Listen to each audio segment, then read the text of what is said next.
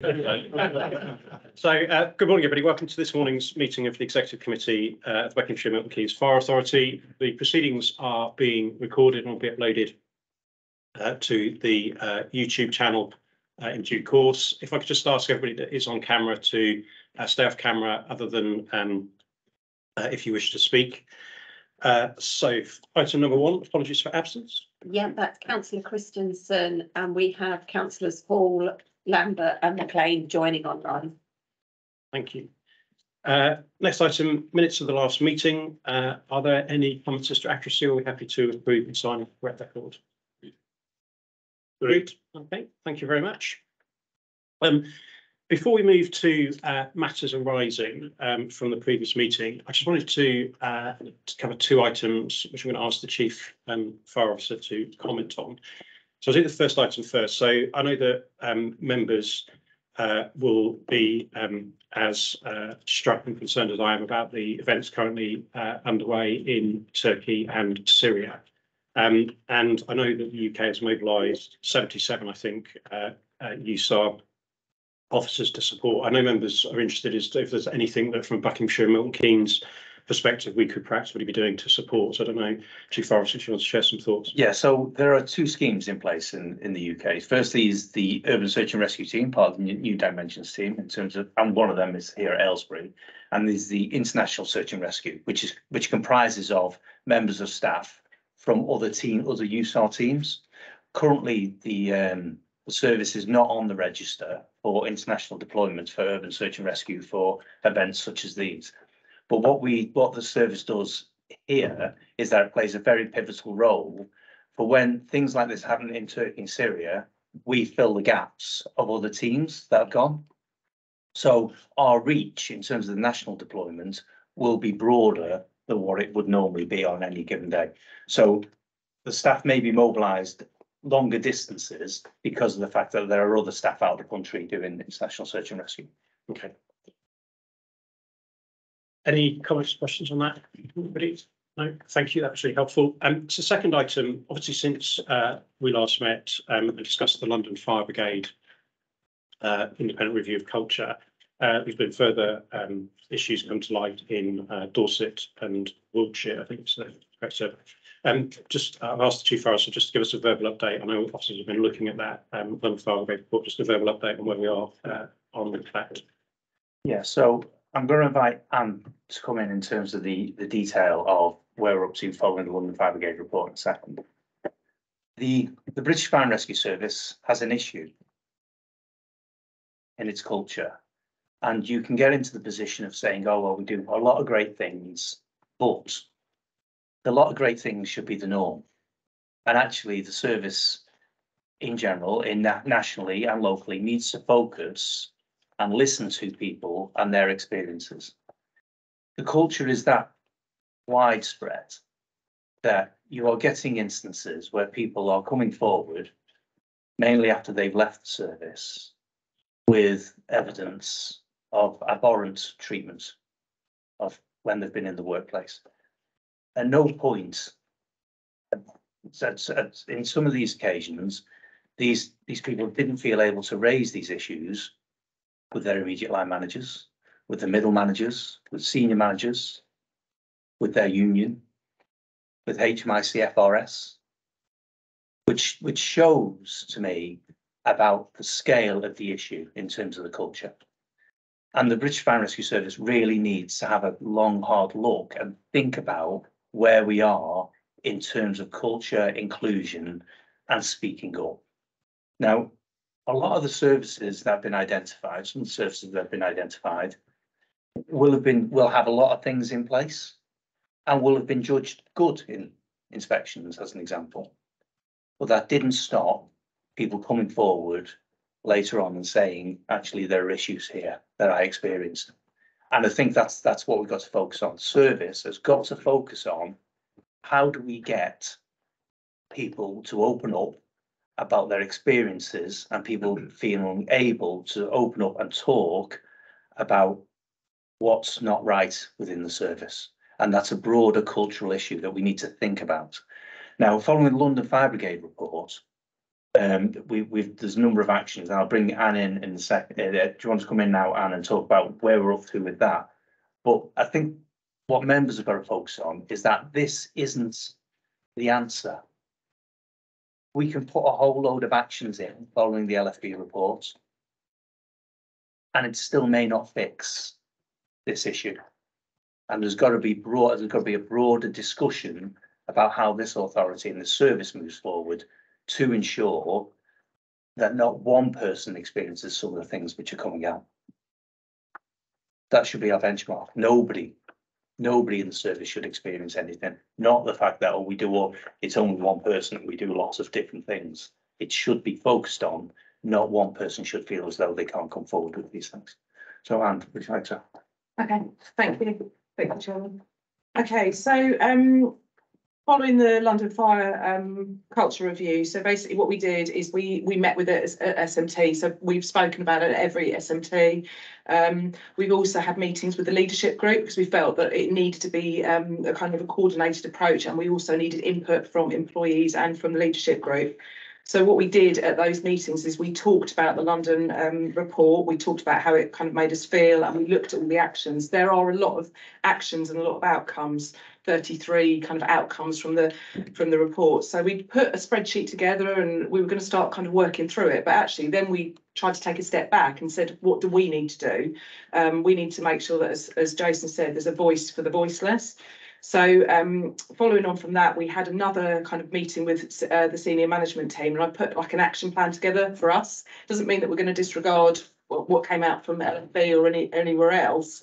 And Kent had sent some information over, but we felt that we wanted to look at making sure that we got it right for us. So just some of the areas that we've looked at. We've advertised the whistleblowing line, so we already have a whistleblowing line, so we've advertised that.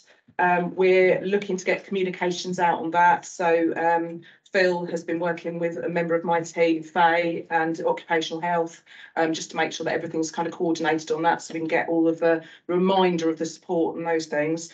We already had, so that's going on later on today, I believe. We already have the code of conduct and the whistleblowing, which are going through the governance. So they were consulted on back in September, October. There's the documents that we review on a regular basis. So they are going through the governance process. I shared them with the ED&I group yesterday because it was on the agenda. So we've been talking about it with the ED&I group. I sent it round to them as well. Those documents are going to Strategic Management Board on the 21st of February. They're then going on to O&A in March, and then on to the exec for the final sign-off as normal, because we have these in place from the 22nd of March. So those are kind of some of the things that were happening anyway. And then following on from the communications and trying to get those out, Jason's going to put a vlog together. Now, what we wanted to do is make sure that we work very much together so that it's not just kind of scattergun. We talked about posters yesterday. Certainly, Anne-Marie had been talking about some work, and Asif had been talking about some work that we've done as well. But we just want to make sure that it's coordinated so people do know what support's in place, but they do know that they can come forward and what they need to do. We're reviewing all of our old cases, so there's work going on that. We have been asked by the inspectorate for some information as well, so we're going to be responding to that by next Tuesday. So that's just on cases, if we've got any current and any previous, so that's kind of work ongoing. Which, as I say, the review of the previous kind of allegations or cases are being looked at by the Deputy Chief, myself, and the HR Advisory and Development Manager. Just going back to the Code of Conduct and the whistleblowing, although it's been through the consultation and it's going through governance, I also sent it out to the Asian Fire Service Association for their comments, and to the South East employers, because we thought, well, yes, we've had these documents in place and we have listened to all the consultation, but actually, is it better to look at it through different eyes? Is there something different? So the South East employers came back to us, and Faye has looked at all of that feedback and incorporated it. And I also sent it around to 4 other fire and rescue services that we collaborate on a monthly basis. So that's Royal Berkshire, Oxfordshire, Warwickshire and Gloucestershire. So we work together on projects that we're doing just to try and share and work together. I do brief Gary on a regular basis. We kind of meet on a one-to-one, so we've been kind of talking about all of the work that I've mentioned. And then I've also contacted the South East employers to say, look, if any allegations do come in, because as Jason said, we're not saying it's not us. We're saying if anything comes in, we need to deal with it, zero tolerance. But it may be that we need an outside organisation to support us. So I've contacted South East employers and they've come back and said, yes, they would be more than happy to support us and work with us and do the investigations if needs be. We've been getting freedom of information requests coming in as well. So they are obviously going through the Director of Legal. So we're obviously really careful about, the information that we share, because the numbers that we have to date are quite small and we need to be careful about things not being identifiable. And then, so I've covered a fair amount. The last bit that I just wanted to kind of make you aware of is in regards to our DBS checks. So we do enhanced checks for members of staff. Some fire and rescue services don't do standard, don't do any basic checks, don't do anything like that. But we've made the decision that we would. So as of the 6th of February, we had 330 members of staff fully DBS'd. So there are a kind of a handful that aren't, either they're on kind of secondment or maternity or long-term sick, so they are going through the process. Not all of our members of staff are DBS because they don't need it for their role, but we are also, and we have been reviewing the process and the guidance, and that is due to go to our Business Transformation Board in March. So we're reviewing kind of all the processes and everything behind that. And that includes looking at the roles as well. We've got to be careful that we don't over DBS because we can be fined, but we have looked, we believe it's the right thing to do enhanced checks for operational deliveries and others. And I think that's probably covered. As I say, there's quite a lot on the actual action plan. That's just a bit of a kind of a snapshot. Unless anything else, Jason, that you wanted to add? Only to say that we've never ducked an issue, and we deal with things all the time, and that there are ongoing cases at the moment that we're dealing with. And I'd say to anybody in the service, anybody's watching this, if you believe, if there is something you want to tell us, you will be believed. We will take action, and we will respect your confidentiality. It's only by outing this, only by dealing with it, will we get to the root cause. And that's what I'd say. In terms of the code of conduct, it would be helpful in terms of with members to see, because you can get into a position with the code of conduct where we've gone to South East employees, we've had other fire and rescue services, but actually the culture of the fire and rescue services, as I just said, is that there are people coming forward who've not been able to say, but these things. So your experiences from your different, when you're wearing different hats from your different business or public lives, would help us in making sure that we get that code of conduct correct. And I would urge members to push us on that in terms of from where you're coming from, because I think we need a different outside perspective for the sector, not just necessarily always within the fire service. They do this great, so we'll take it from them, because the issue is nationally. I will say as well, it's in the public domain. There are other fire and rescue services. We aren't one of them, but there are other fire and rescue services that have been approached by news channels in relation to allegations within their services. They've not come out yet, but they're on the way. So this issue isn't going away. But I know that there are at least 6. Thank you. Sorry, I've just remembered one area that I mixed with, apologies. So Phil and Anne-Marie had a meeting yesterday with, we're trying to set a women's network up. There've been some work that had been started previously. We've also had meetings about ED&I kind of facilities and welfare and those things. And I don't know whether Anne-Marie or kind of Phil wanted to say anything, but it sounds to me that the meeting went kind of well yesterday, and there's kind of hopefully actions that are going to be coming from that. So it was something we started about a year ago after a number of Issues were raised around that may be specific to female staff around uniform, specific facilities. So it's a piece of work we had ongoing, and just this particular one we brought Anne-Marie came along because she's been preparing some work around arranging a women's network. So we had a good meeting last night, some really positive feedback, some examples of really positive experiences in the workplace, which was good to hear, because quite often it is all bad news. So it was really good to hear those stories last night. And I think it was the setting up of the women's network was really positively received, wasn't it? Great, thank you. So before I open and invite other members, just a couple of thoughts from me. So firstly, really welcome the tone with which you responded to that. I think members set out when we first saw the LFP report our concern that we needed to assure ourselves, not be reassured, that the culture is right. And I think the fact there's no complacency and indeed no defensiveness is really important place to start. And you certainly have our support in doing all that we need to do to satisfy ourselves. I think I again applaud the aspiration to make sure that what we do is right and specific to Buckinghamshire, Milton, Keynes. I think the LFP report provides a really important baseline for us to satisfy ourselves on things that we could and should be doing. But it's entirely right that you look to go beyond that. That should just be a minimum. I think just on the Chief Forest, and I briefly talked about this last week, but on the issue of the fact that people haven't been coming forward in all of these scenarios, and whether that's been through whistleblowing complaints or indeed through HMI reports, I think puts an onus on us to make sure that we're proactively trying to identify issues. And I think one thing that we've talked about before through the performance report is just making sure that we're really getting into some of the lead indicators.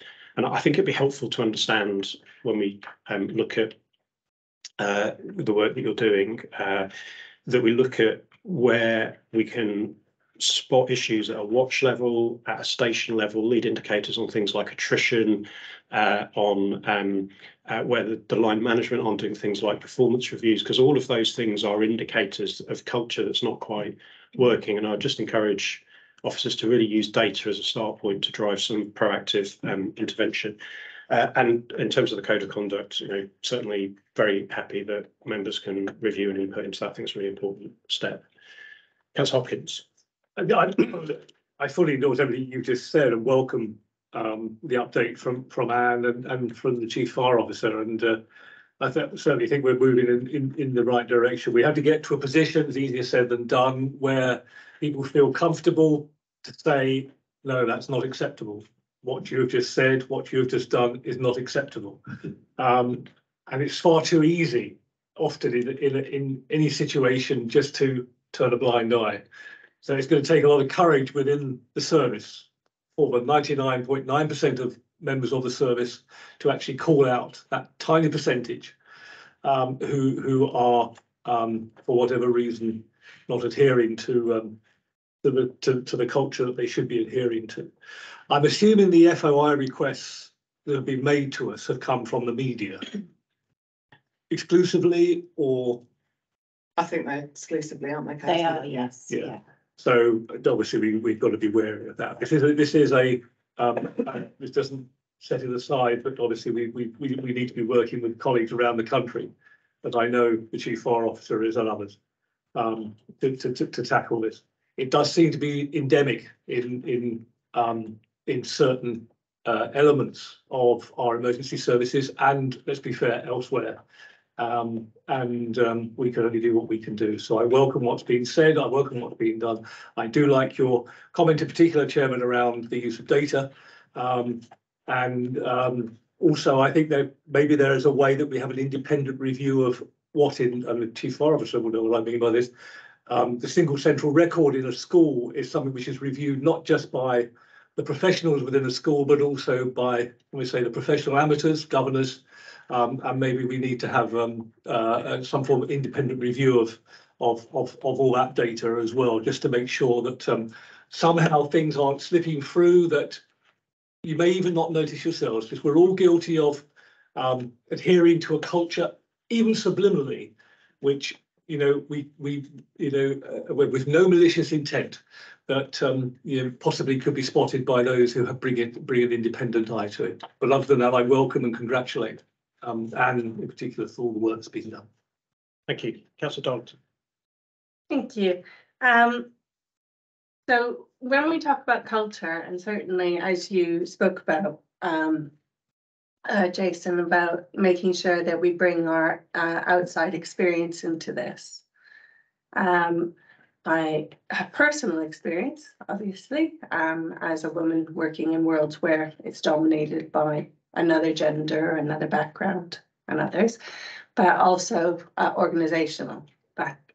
And I'm afraid to say that the code of conduct can be as perfect as it is, but if it's not lived and breathed by your peers, it changes nothing.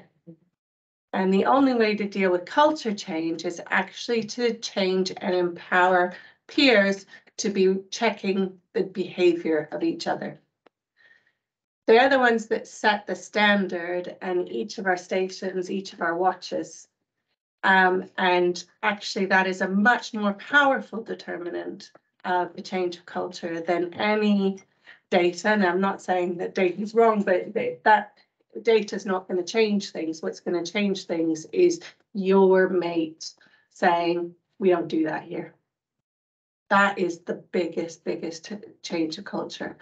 And it's really important that we look at bringing in things that are about culture. And I know you've previously committed to the white ribbon, and I appreciate the white ribbon is about violence against women and girls, but it's also about empowering men to check their colleagues' behavior. That's the whole basis of the campaign. And that can be rolled out, that kind of campaign can be rolled out right across LGBTQI, people of different religious or ethnic backgrounds, but it's really important that we focus on that rather than just what's on a piece of paper or in a contract that you sign and you probably forget about right after you've done it. And that's got to also come from the top. So I'm really encouraged to hear what both you and Anne have been saying about zero tolerance and about accepting, not trying to be defensive about the culture. And it's really exciting what Anne-Marie and Phil are trying to do in terms of making those safe spaces that different parts of our organisation can feel more comfortable talking about some of the issues. But if we wholly rely on people who are the victims of this kind of discrimination and abuse, we're never going to get to the bottom of it. We can't always say it's, well, they didn't complain. Well, if the culture is that you can't complain, as you've outlined, we can't blame them and think, well, if we don't hear complaints, then we don't have a problem. And so I'm really encouraged to hear what you're saying, but I think if we really truly want to tackle this issue, we've got to tackle and empower our officers and our staff right across the organisation, not just the people who are suffering from this, but the people who are the colleagues that are witnessing this, to stand up and say, that's not us here. Thank you. Yeah, go on. Okay, so one thing that hasn't been mentioned. Yeah, I'm really sorry. No, that's fine. And I'm sure colleagues around at SMT will know and explain how passionate I've been. Everything you've just said there is literally what I said at our leadership presentation a couple of weeks ago. I talked about my personal experiences, and the key points I made is, how can you come up with a solution when you've not lived in that experience? If you've not felt it there, but you're trying to make a suggestion of how we're going to fix it. I echoed that point in the EDI group yesterday as well. Councillor Hall was present as well. Believe me, I'm really passionate about this. And one thing that we haven't spoken about is I've got plans to go and visit every single watch in the next couple of months. There's a specific video that I want to play to them about racial discrimination, but it could be any forms of discrimination. And what that video does is it allows the end user to kind of start experiencing it. And most of the time, you're quite uncomfortable watching it. And the point that I'm trying to make is that video only lasts two hours and you're uncomfortable watching it. These people are experiencing it throughout their careers and the impact it has on them. So I'm really passionate about this. I'm sure colleagues around the table that I've said ISMT, I've been vocal about it over the last few weeks since the LFB report, and there is stuff that I really want to do. I'm really pleased to hear some of the comments that you've made, because they really resonate with me and echo the action that I want to see our service take. Right, thank you, that's well said. Chief Fox. Just on the EDI meeting yesterday, chaired by Asif, I know Councillor Hall was on the call as well, made a lot of contributions there in terms of that. We experienced something yesterday where a member of staff talked about her previous experiences where she'd been subject to inappropriate sexual behaviour, not in the workplace, and she was inspirational for me because she talked about it, but she talked about how people don't realise that sometimes the laddish behaviour can take her right back 10, 15 years to where she was. And when she spoke about it, and she spoke openly about it, I was moved by it, as we all were. And I was moved by the fact that she could talk about it in that open forum. But what struck me was exactly that piece, and exactly the piece that Asif mentioned there. The service is not set up at the moment, firstly, to encourage people to speak like that. I'm glad that she did yesterday. Secondly, for the managers to receive that information. And thirdly, for the organisation to act in an appropriate way to help her through that and help her colleagues through that. And that's the long journey, it feels to me, that we've got to embark on in terms of encouraging that conversation. They're really, and your point is well made, in terms of really, really difficult and uncomfortable conversations. Thank you. Can I just add one more point? If we can get this right, it not only will help with our recruitment and retention strategy, but it will also help us be better at serving the community and the diverse community that we have across Bucks and MK. Good, thank you. Important discussion. So moving on to item 3, matters arising. I'm just going to run through matters arising. Very helpful new format with the minutes where they're logged. So under EX24, we had an action on the longer-term profile of the establishment roadmap, which we're going to pick up in agenda item 6. Similarly, we're going to pick up in agenda item 6 the action around impacts, scenario impacts at year end. The other action we had was the number of ex-police officers who'd applied to be firefighters. And you have an update on that? Yes, I did. So I updated the member that asked about a week after they asked the question, but just a kind of a further update. So in cohort 7, we had 2. In cohort 8, we had no police, but we had from prison, RAF and army. And then cohort 9, who are starting in March, we've got RAF, paratrooper and paramedic. So that was just from the information that Carly's kind of given me. Thank you. And we are, just to kind of a little bit of a further update on that, we are obviously going out to like recruitment fairs and doing all those kind of things. We've got an armed forces one coming up in the next couple of months. So we're just really trying to get into those areas. Great, thank you. Next item was a briefing note on the budget, which I believe we all got, so thank you for that. EX25, so this was around the complaints and compliments for September, and I think we got an update on that at the December authority meeting. Actually, we closed. Trend against previous years to be included, and an extraction of the upheld measure. And where is that? We will add that to the next step. Brilliant, thank you. More details in terms of appraisal completion. That was again reported to us at the December authority meeting. Carbon emissions. So I think I asked for the carbon emissions and recycling measures to be put in place and have a target date for when we would do that. Yeah, we've looked to bring that to the next update that brings the fire authority around performance measures. Brilliant. Okay. Great, thank you. Disclosure of interests. Are there any interests that members wish to disclose?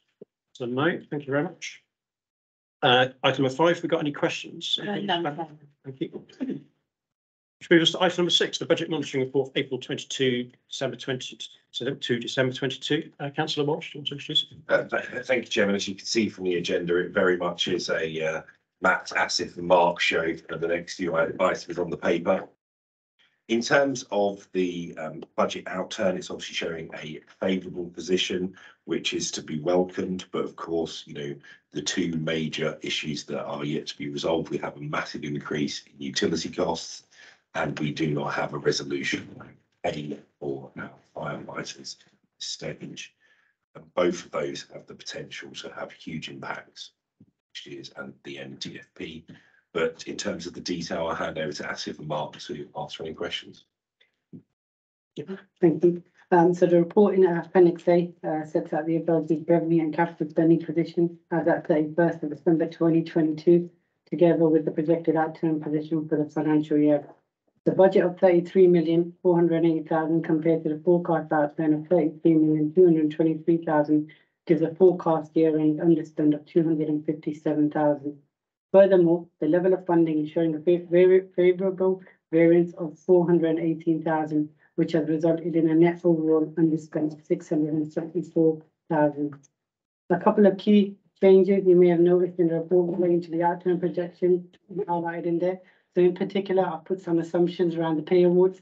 So as we know, current position is around the 5% mark. Our forecast only reflects 2% pay award at present. But what I've tried to show there is how easily, if you go from 5 to 7 to 9 or 10% from an underspend position, you're quite easily into an overspend position. I've highlighted what the underspends are in each of the directorates. But what I also want to bring to members' attention is that's not included in this report is some good news that we received last week in terms of business rates. So as you'll be aware, throughout the pandemic, this is more to do with central government, not Milton Keynes.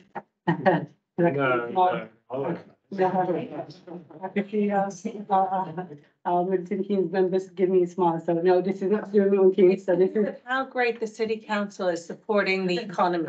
most I wouldn't say definitely. that either. Save that for the Milton Keynes.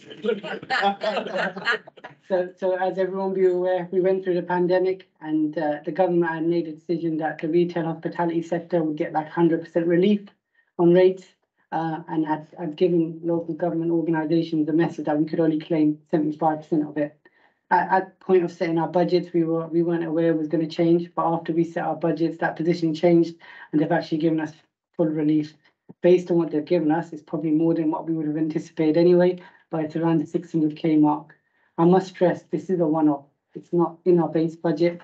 And like I said, there's a couple of things that I want to just bring to everyone's attention. As I do, I always like to give a positive and then finish off with a negative and maybe a more realistic view. So some of the things that Councillor Matthew Walsh mentioned still stand. Pay award, it's a massive unknown and can easily take us into an underspend.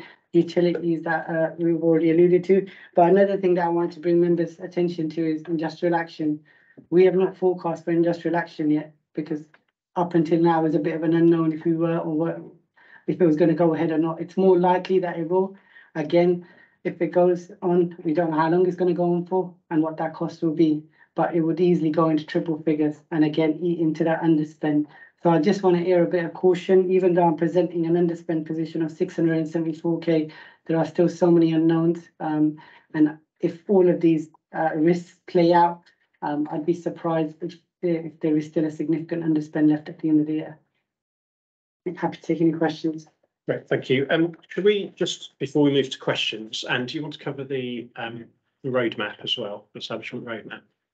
Yes, so just a little bit of an update in regards to kind of where we are with recruitment. So whole time, so we had 5 apprentices who commenced with us on the 3rd of January. We've got 16 apprentices and 1 competent firefighter who start with us in March. And then we've got 2 that are on hold for the October course. So basically, they work for the armed forces. So in terms of the notice that they need to give, they can't start with us in the March. So they're moving over to the October. So obviously what we're doing is making sure that we've got kind of everything in place to kind of keep them warm and know exactly what's kind of happening and engaged. The firefighter apprenticeship recruitment for October is opening on the 20th of February, and that's due to close on the 26th of March. And that is with a view to taking 18 through to the Fire Service College. So as I kind of said earlier on, we have got recruitment fairs, we've got skills shows, we've got national apprenticeship shows coming up over the next few months. So some of my team are at High Wycombe today. We've got Bucks Skills, so that's for the Bucks Free Press and Careers Fair. We've got the Bucks Skills Show at Stoke Mandeville in March. We've got Stadium MK, that's the National Apprenticeship, and then we've got the Armed Forces Employment Fair in Newbury. So what we're trying to do is make sure that we're more focused in the areas that we go to. We do go to schools and we do others as well, but we're aware of is that actually we need to think about the campaigns that we've got open, the capacity and the engagement. So that was just in regards to kind of the apprenticeships. In terms of transferees, we have on-call and hold time commander and watch commander. So we're looking for internal and external transferee recruitment, and the expression of interest advert is to open on the 17th of February. And obviously we'll give updates at SMB and at the exec committee. And then later on in the year, we've got on-call to whole time transferee intake, which is due to commence in September 2023. So what we're trying to do all the time is with my recruitment team, so Carly working really closely with Anna's team, organisational development, and the training school and fire service college, to look at actually what places, how many people can we get in, and what places have they got. And what we're trying to do is have a pool of people. So we're trying to over recruit so that we've got people ready for the next placement. So it's all kind of tying up together. We have a workforce planning group that are next meeting on the 13th of February to make sure that everything's lined up. And then just one other area that that isn't to do with the operational side, but I will be giving an update later on in the year. We've the Change 100 scheme. Do you remember that we spoke about having an intern in? We've got one person that we're taking through the hopefully that we're looking to get and take through the process to start in June. So we're just working with the technical department on what that looks like. Great, thank you. I've got Councillor Hall. He's got his hand up, so. Yeah, thank you, Chairman. And it might well be worth making it clear to London Fire Brigade employees that from August we won't be charging a ULEZ tax to come into Buckinghamshire, which is going to be quite a substantial tax on employees. So we might well benefit from that in some way. So well-made point in a very measured way. Good. No, actually, I think there is a really important point. Can I? So sorry. Just one question from me on the roadmap, and then I just wanted to check I've done my sums right on the graph, which I think is about timing. So I got to the place where I think the last point for us for this year is the Q4 transferees point. In which case that's suggesting we'll have an establishment of 297 if I've done my calculation right. Is that right? Yeah, I mean it's a movable feast. What we're trying to do is every time, Carly is updating it all the time because there's obviously been the assumptions made about the amount of leavers. So we're expecting there to be kind of 3 a month, but sometimes it kind of goes up and sometimes it goes down. So what she's done on that graph is the confirmed she's confirmed up to March 23, and then the Q4 leavers that's the unconfirmed. So I think the number was 294, but I will double check with her. Okay, but so I might have just added it. I did it, but so your current estimate is that against the 300 we're at 294 by the end of March. Okay. So the first thing just to say is when you look at the progress since April 22 from 266 to that 294 level, that's a really good increase. So well done to the team, and I know we're all committed to getting to the 300. And we had a good session last week as well, just looking at other ideas. I just wanted to just flag because I tweeted it and linked in it yesterday that I know we're covering it at the authority meeting next week. But I have to say that the work that's been done with apprentices is excellent. And in a National Apprenticeship Week, to be able to tell the story that we can tell, I'd worked out it was 116 apprentices had started with the fire service since 2017. And there aren't many public sector organisations that can show they've exceeded the target year in, year out. So again, I just wanted to put on record my congratulations to the team on that. Any questions or comments on the report? Oh, okay, we're happy to note the recommendation. Just noting. Agreed. Thank you. Moves us on to item number 7, prudential code indications and minimum revenue provision. Councillor Walsh. Thank you, Chairman. This is quite operational heavy on the detail, so I'll leave Marcus Asif and Mark to handle this one, but happy to take any questions. The questions are all coming your way. Sure. Who's doing this one? That'll be me. Marcus, thank you. Good morning, members and officers. Today I'll be presenting you with the Prudential Code, Prudential Indicators and Minimum Revenue Provision for financial year 23-24. This is a technical paper and is presented annually to this committee to approve the recommendations with final approval of the Fire Authority next week. This paper supports the medium-term financial plan, which will also be presented at today's meeting. The Prudential Code was established to ensure that capital investment plans are affordable, prudent and sustainable, and that the Treasury management decisions are taken in accordance with good professional practice. The Prudential indicators presented here demonstrate that the current plans for capital investment meet these criteria and present an acceptable level of risk for the authority. The minimum revenue provision is a statutory charge to the general fund, which ensures that the authority has sufficient cash balances to repay borrowing upon maturity, reducing the refinancing risk. Since 2015-16, there have been sufficient funds set aside to cover the repayment of long-term borrowing. This can be seen in the background paper. Historically, early repayment of these loans has not been an option due to the prohibitive penalties on early repayment. However, due to the rise in interest rates since December 21, it's been more feasible to repay some of our long-term borrowing early. Officers are authorised to make early repayments within the prudential limits, where, having consulted with our Treasury advisors, there is an opportunity to do this on beneficial terms. There are currently no plans for additional borrowing according to the medium-term financial plan. Thank you, and happy to take any questions. Well, Good,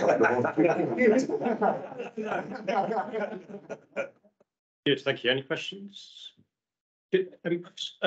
One from me, just for form. So the decision on borrowing, I know is a delegated one to officers. Just, is there a level at which you will engage and seek approval on that, or how are you going to? I think we wouldn't do it formally, because when the opportune moment presents itself, you need to take that decision there and then, because interest rates may move and may change the decision. We would obviously engage informally with the lead member to run it past him to get that oversight as part of that decision. Great, thank you. Just wondering who our advisors are. Link Asset Services. Yeah. Sorry? Link Asset Services. Chairman, can I just add? Thank you for not asking any difficult questions. Any question? I thought the chairman was going to ask. In all seriousness, I did have a substantial briefing from Marcus Asif and Mark on this, and I have to say, credit to the officer team. You know, the decision to bring a lot of this management in-house and the returns that are generated, they do an excellent job, and it's a credit to this Fire Authority. Correct. Okay, thank you. So are we? So the recommendations are that we approve the prudential indicators 23-24, and that the minimum revenue provision policy statement be approved. We're happy to recommend it. They're being recommended. Oh, to the authority. Thank you. We're happy to recommend that to the authority. Agree. Thank you. Moves us on to item number 8, medium-term financial plan. Councillor Walsh. Thanks, Chairman. Obviously, a lot of work has been undertaken in terms of drawing up TFP. We had a good lead member session. We had a full review, but the comments that have already been made today still remain. We have a lot of uncertainty over a large proportion of this budget. Every 1% is £250,000. If you put it into pay, it's permanently put into the budget. It pushes severe pressure, and we still have one of the lowest precepts as an authority, which again provides additional challenges. And we've been very fortunate to have been granted precept flexibility twice. But that is to help lead in our transformation, and that can very easily in 1 year alone be taken up with pay and with utilities. So, you know, the pressures are significant and they show no signs of abating anytime soon. But in terms of the detail for the executive, I'll hand over to the officers. Thank you. Firstly, apologies. I think my manners went out the window. I didn't say good morning, members. I was so keen to give you the budget position. So good morning, members, everybody, and I was President of MTFP now. The main report presented proposes a revenue and capital medium-term financial plan for the financial years 2023-24 to 2027-28. It has been a challenging year with the rising inflation going into double figures, and which has had a significant impact on our expenditure budget. In saying this year's budget, we have considered the following and reflected this in our medium-term financial plan. There has been a significant change in the council tax precept flexibility for the fire and rescue services. Initially, we were told that there'd be an increase from 2% to 3%, which we had factored into our budgets, and this then went on to increase to £5. So our current position does show a £5 increase in our precepts. Council tax collection funds have also been improving since the start of the pandemic, where they were adversely impacted. We're now seeing our council tax base increase in levels that we used to see prior to the pandemic. Revenue support grant has also increased in line with CPI. Both the filing grant, which is a separate grant, is reducing by 20%. We're also seeing our pension grant funding continue with us, which is in the region of 1.2 million, but that's on a cash flat basis. There's no increase or uplift in that. Local authorities have been compensated for the business rates multiplier, so the support that the government gives to businesses to not increase their rates and stuff, we're not impacted financially by it, so we get an additional grant to cover that. But on a negative, what we are seeing is we've been both verbally notified that we may lose our urban search and rescue grant, which is just under £1 million, 817 to be precise. If we were to lose that from April 2024, from April 26, 27 onwards, we would no longer receive any specific fire grant funding, because the two that we receive are airwave and staff. In terms of pay awards, our current assumptions are 5% for this current year, 4% for next year, and 2% thereon. And as you can appreciate, that is quite volatile, and I'll come on to that in a second when I provide the appendices. So going on to the updated appendices, so if I can just get everyone to have a look at the revised appendices that were shared last night. So these revised tables replace the versions in Appendix 1 and 2 originally published. They have been updated following confirmation from the billing authorities of amounts receivable from national non-domestic rates and council tax. The statutory deadline to provide this data was the 31st of January, and we received this data last Thursday. So the settlement funding assessment has now increased upwards from 8.6 million to 11.338 million, an increase of around 2.7 million, which is really significant. We were talking about CPI being 10.1%, which we would have been quite pleased with. This increase in it alone is around 45% to what we would have anticipated. And I have briefed Councillor Walsh in terms of where that change has occurred, and it relates to the provisions that were being set by Milton Keynes Council around business rates and appeals that might happen around businesses. And obviously they were being quite prudent, which I'd expect them to be. I mean, we were the beneficiaries of that last year alone when we got all our rates revised, and we received a significant one-off amounts. So I appreciate why our colleagues at Milton Keynes would have done that, but it was the auditor's opinions to reduce that, which has then led to a significant amount of an NDR funding that we hadn't projected for. So what we've done since then is I've revised the medium-term financial plan. Obviously, with that impact, it also means our NDR funding is now going to increase for the next few years. I need to really air caution on that as well. I wouldn't be surprised if when it comes to us doing the budgets next year that the NDR funding from either Buckinghamshire or Milton Keynes reduces again. It's happened before. This includes a lot of kind of provision in there that may not be the correct, but it would be wrong of me not to project the MTFP based on the information that we have now. So that's what I've tried to do. Another bit of good news that we received is the council tax surplus figure from Buckinghamshire Council was provided after we had presented this budget. There's a surplus of 145k again, which has been reflected within the budget, and I've included that in our revenue contributions to capital. If I could just now take members and colleagues through some of the changes in the tables to highlight some of those changes. Then the revised appendix 1A, the key change you'll see is in the settlement funding assessment line. Again, it's quite straightforward. If you look at the settlement funding assessment for 22-23, it was just under 8 million, and now we're projecting just under 11.5 million. That is quite a significant increase.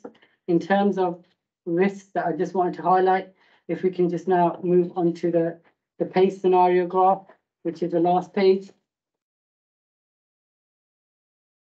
It's quite simple, to be honest.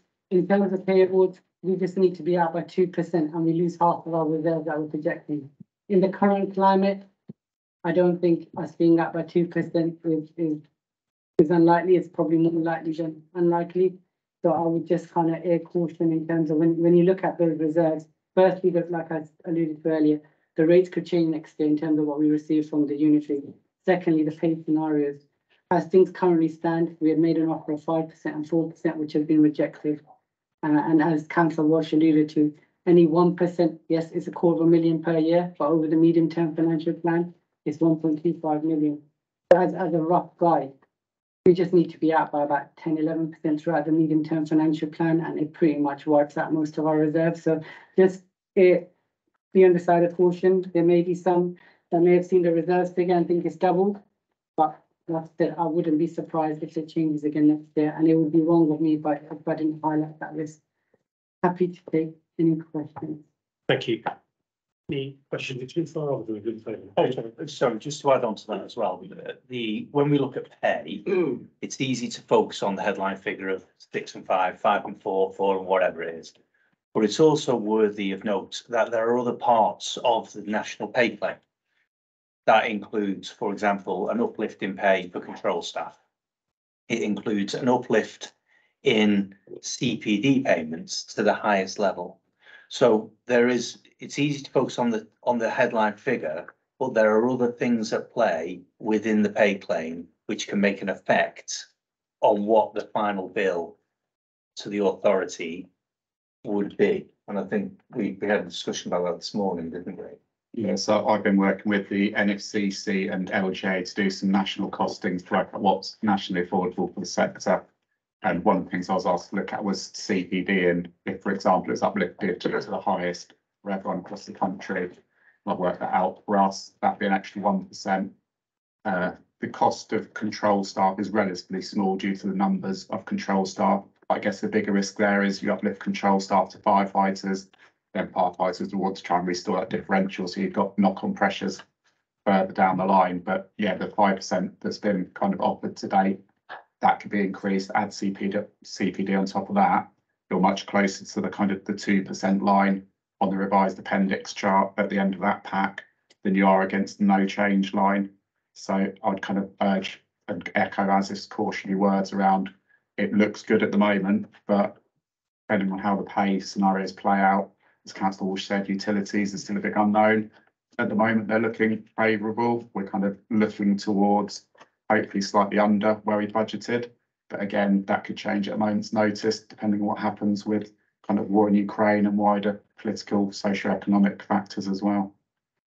And then can I just add, just in terms of utilities, when we talk about being slightly under what we budgeted, it's still a phenomenal increase from where it was 18 months ago. Yeah, absolutely. Yeah. Good. And just on utilities, I mean, I think so the caution around reserves is one that I share, and I think we need to recognise that the volatility in utilities could come back just as quickly as it's gone away, and so we absolutely need to do that. I think we talked last year about making sure that we moved. We made sure we were keeping the service on a sustainable financial footing, and that's really important. And I think we need to approach the one-offs with both caution that they're one-offs, but also they are one-offs, and we shouldn't be trying to use them to support ongoing costs. I think that's again a really important discipline. What I think, and clearly we will get a sense today, I think, of as to where the pay offer has got to, and you know that's part of the national employers discussion. I think what's clear to me from the paper is that we absolutely, as an authority, I think we're being asked to recommend to the full authority today, aren't we? We need to take the full precept flexibility that's being offered to us. I think it would be negligent of us if we weren't to do that, because it would certainly put the service under a lot of pressure. And I say that as somebody that doesn't like increasing council tax one jot, but it feels to me that against the challenges we've got, the right thing to do. I think just on the positives, the positive picture that's currently there with reserves, I think what would be a good discipline for us is in the medium term financial plan, we've laid out a series of things that we want to do to transform the service, and clearly where our reserves picture ends up after pay and everything else will tell us what we can and can't do. I think that also needs to work on the positive sense. I would be supportive of, once some of these uncertainties have become clearer, if we think there is an opportunity to use reserves to either accelerate transformation or to do further steps of transformation of the service, we should do that. And we shouldn't hold ourselves to the budget as the only vehicle to do that. I think that's a really important principle. And I think just the final thing I just wanted to say is I recognise that for officers it was the first that you were going through this budget process for the first time with a number of us. And I know we potentially during the process asked for some different things and wanted to do things in different ways. I just want to say thank you for where you've got to, because I think the quality of the budget, the fact that you've done such a good job of handling lots of changing scenarios all the way through and kept us up to date has been really welcome. I think we've ended up in a really good place that balances really good efficiencies for the service, but puts us on that sustainable footing. So I just want to put on record my thanks for the work that you've all done. On that basis, assuming there's still no, Councillor Hopkins.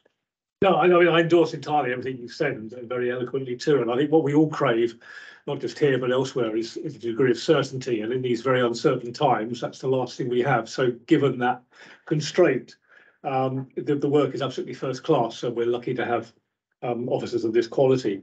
Can I just, of course, the thing about pay is it isn't simply, will it be 5% or will it be 6% or whatever? We have no idea at this stage what the background, the variables around pay might be. Will it be a one-off payment in 1 year and a smaller reduction, increase the year after? Will it be changes to pension arrangements? Will other terms and conditions work in? Who knows?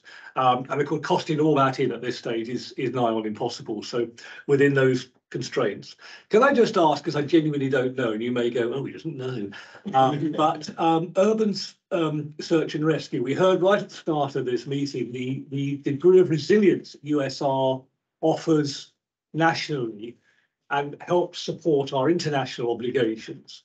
If we lose that grant, what impact will that have on our provision within Buckinghamshire and Milton Keynes?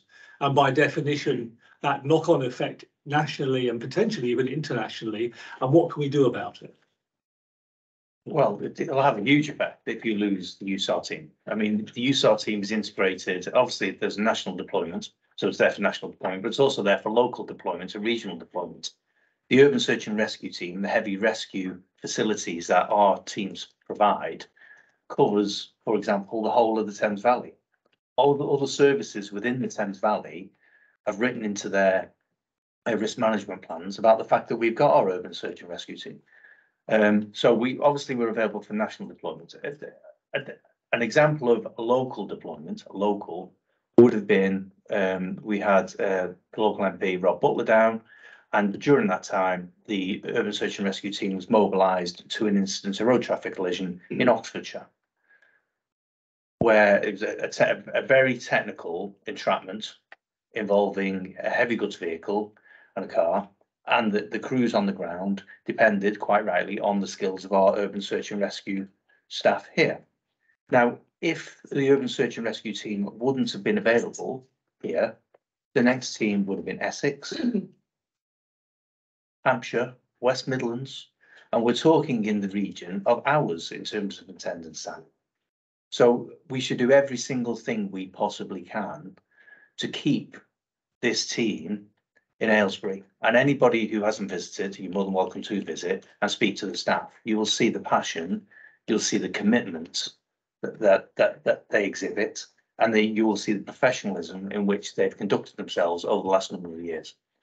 The final thing to say would be is that our team and our staff have changed over the last number of years. They've changed terms and conditions. We do it in a completely different way to any other service.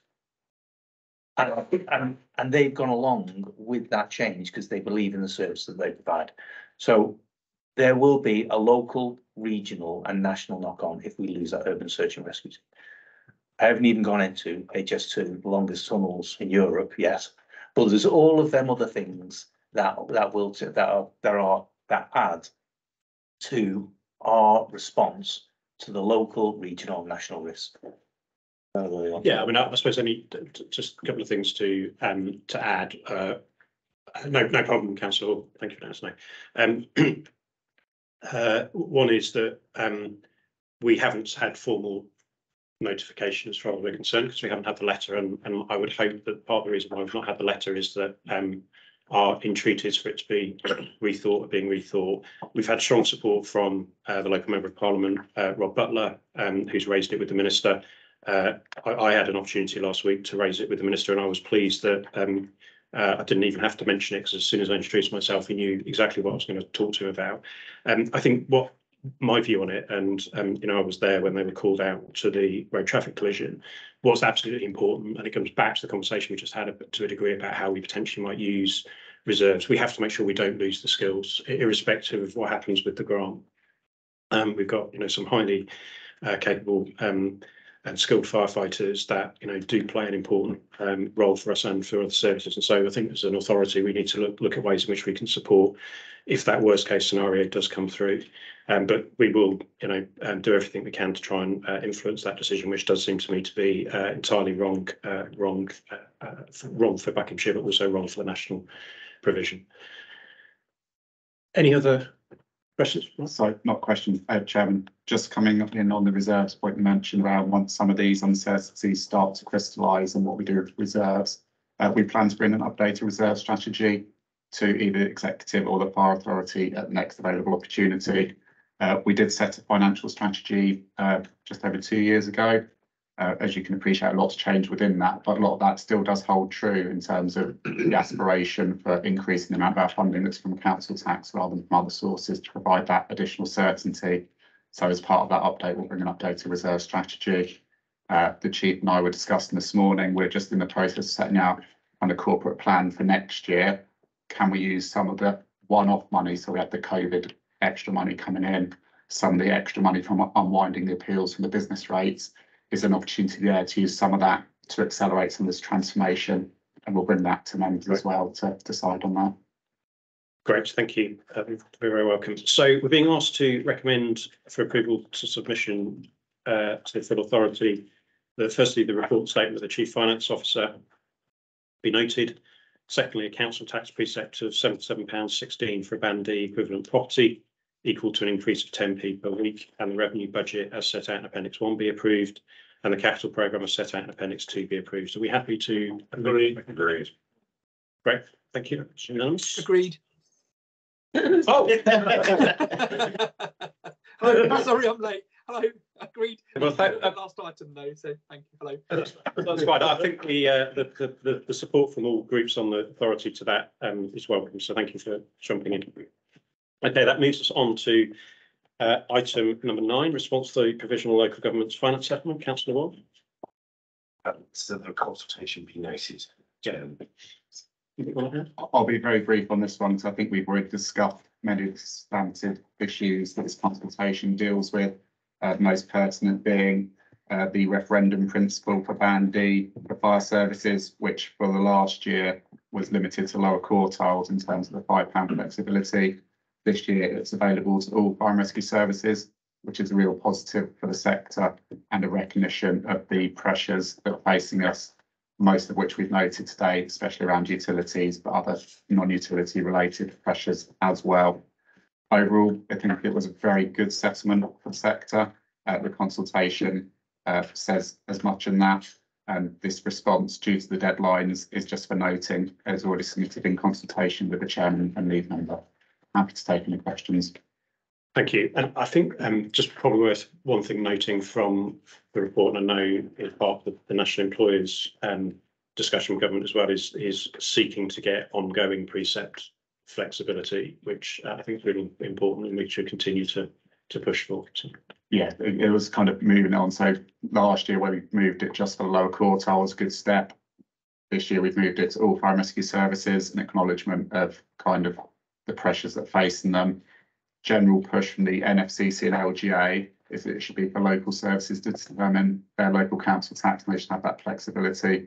So we will push to maintain that £5 flexibility going forwards. Okay. So Jen's a question. Councillor Dalton.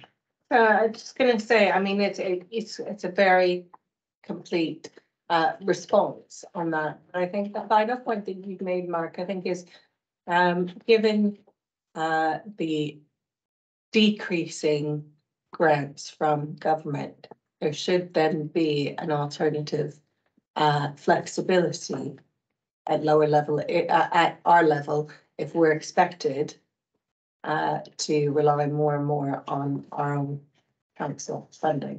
And that hasn't been recognised in councils or in the fire authority properly by the government. And I think the other thing that I know you didn't get a chance to, it's not really within the questions that were asked, but it's a point that David made earlier today and a point that I've made consistently, but having one-off settlements is very, very difficult, particularly when we're talking about the kind of long-term capital investment that we have to do to stay a modern fire and rescue service. So I appreciate that wasn't a question that it asked, yeah. But I would encourage, if you're in agreement, that we use every opportunity to continue to make that point to government, that going back to 5-year settlements would change a lot in terms of our ability to plan and best serve the public. Yeah, absolutely, 100% agree with that. The more certainty we've got in terms of the settlement period, the better for that longer term planning. We have got a kind of indicative settlement for next year in terms of they told us what the council tax flexibility core principle is, and that the principle of applying CPI inflation to settlement funding assessment will still apply for next year. They've given us the indicative figures for that, but that's only one extra year on top of where we are now. You'll notice in the appendices that as if it's produced, we put a dotted vertical line noting the end of the final CSR period.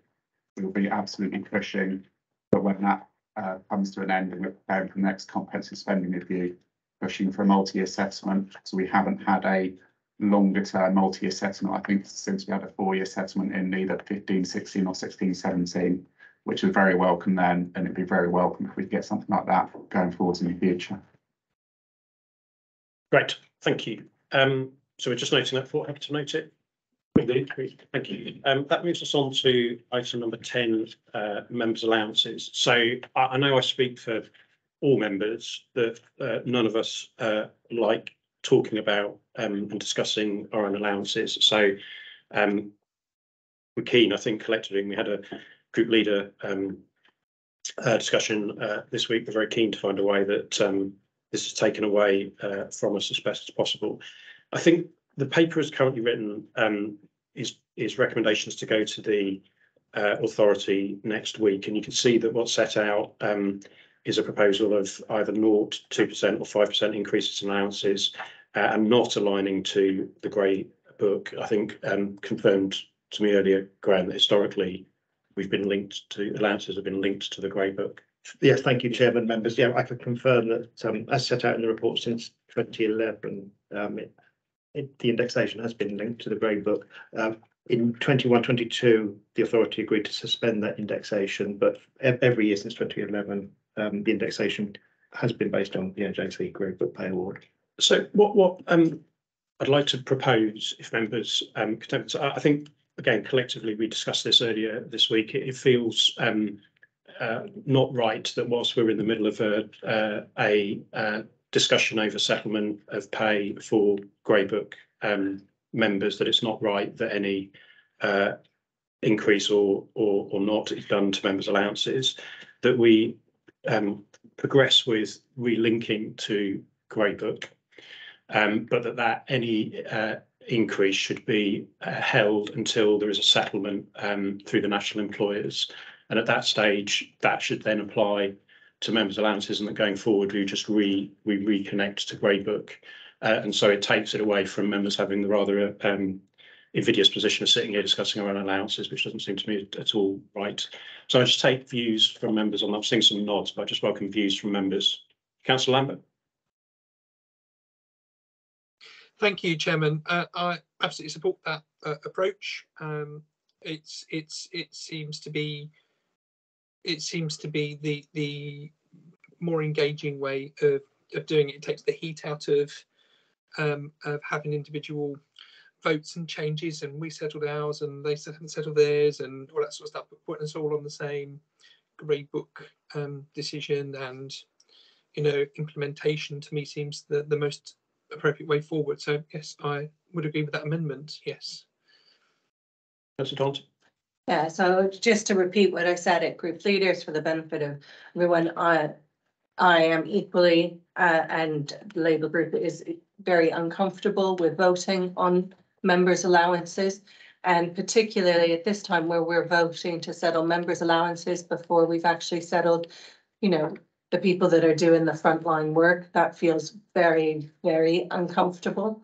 And so I absolutely agree with linking to the Grey Book and only taking awards on member allowances once it's settled with the rest of the team. I think that's the right way forward. I certainly don't, I think that's a great way forward. I guess my question to you, Chairman, is what then are you proposing we do about this year? So that's a great solution for next year, but what are you proposing we do for this year? So I think this, by this year, do you mean 23, 24, 22, 23?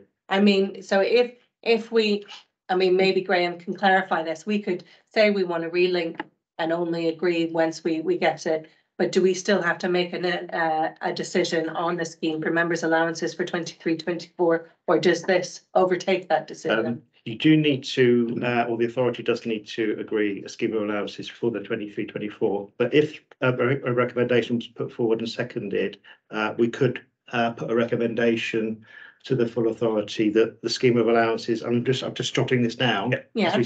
That the scheme of allowances for 23, 24 be adopted, linked to the, and I always get my financial years wrong, but I put linked to the 22, 23 Grey Book pay award. So if it's adopted for, if you adopt it 23, 24 and link it to the, or index it against the 22, 23 Grey Book pay award, the increase would be backdated to the beginning of the financial year. So just as the rest of the team's pay award would be. Yeah.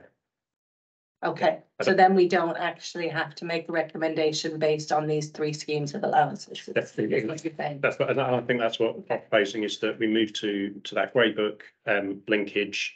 That once that's settled, that is what's applied to members' allowances. And then, sorry, just in the final note is that that it will require that settlement to be concluded before any payment is made to members' allowances. Councillor Lambert. Thank you. Yes, as Emily was just saying, you know, when we discussed it group leaders the other day, it's absolutely the right approach, and I completely support this way of thinking. And yes, I would support, as I maybe I should have made clear at the beginning, you know, I'd support that this year. See the 23, 24, but as Graham is writing it down as 22, 23, 23, 24, yeah, absolutely. And putting it back to how it used to be before the link was broken was the most sensible approach, I think.